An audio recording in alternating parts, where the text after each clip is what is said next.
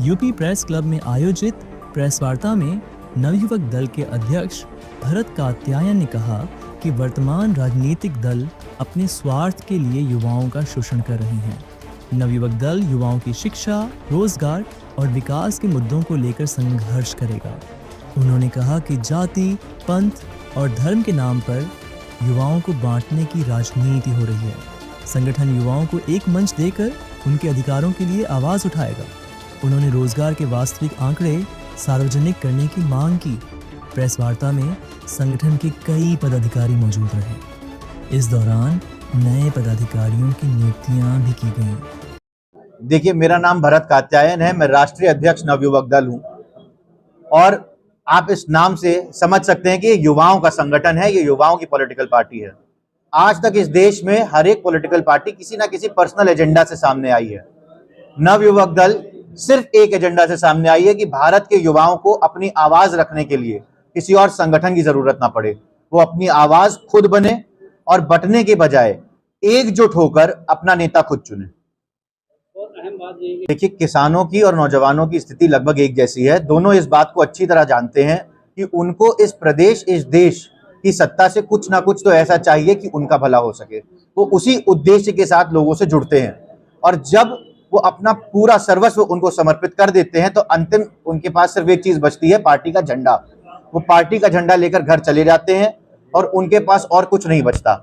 ये एक लौता ऐसा दल है जो युवाओं के लिए बना है। ये किसी बड़ी पार्टी का एक अंग नहीं है कि तुम किसी बड़ी पार्टी के एक यूथ विंग के एक लीडर हो और तुम्हारा काम भीड़ इकट्ठा करना है। यही दुर्भाग्य है हमारे देश का कि जब कोई किसी भी विषय पे बात करने आता है तो राजनीतिक विचारधारा को उससे जोड़कर देखा जाता है। नवयुवक दल आज से नहीं, कई वर्षों से लगातार युवाओं की आवाज बनके लोगों के सामने आता रहा है। भारतीय जनता पार्टी एक अच्छी पार्टी है, एक हिंदू विचारधारा वाली पार्टी है। मैं इन सब बातों का बहुत सम्मान करता हूं, पर मैं भारतीय जनता पार्टी के शीर्ष नेतृत्व से ये पूछूंगा कि आपने अपने युवाओं के लिए क्या किया है। मैं आपसे ये पूछूंगा कि आप जब कहते हैं बड़ी जोर शोर से कि मैंने 9 लाख लोगों को जॉब दी, तो जिस देश की, और उसके ऊपर अगर हम सिर्फ प्रदेश की बात करें, जिस प्रदेश में 54% युवा रहता है, उसमें क्या 9 लाख जॉब पर्याप्त होगी? हमारे देश के युवाओं के लिए एक प्रॉपर जॉब एनालिसिस और लोगों को जॉब कैसे मिले, इसके लिए अभी तक कोई पोर्टल नहीं है। ये जो अभी आपने बात कही, ये बड़ी उचित थी। हमारे देश में लेबर डिपार्टमेंट ये कहता है कि उत्तर प्रदेश के किसी भी व्यक्ति को जो ग्रेजुएट है उसको 15,000 से कम नहीं सैलरी होनी चाहिए।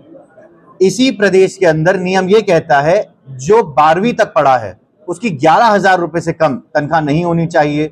ESI PF का एक प्रावधान है और आप आज जिस लखनऊ में है, अगर हर एक कंपनी के ऑडिट करेंगे तो आज किसी किराना दुकान में काम करने वाले लड़के का ना ESI है ना PF है। तो ये हमारे देश की दुर्भाग्यपूर्ण स्थिति है कि यहाँ सब कुछ होते हुए भी सिर्फ करप्शन और लोगों की नीच सोच की वजह से उन लोगों को, युवाओं को देने में कष्ट है।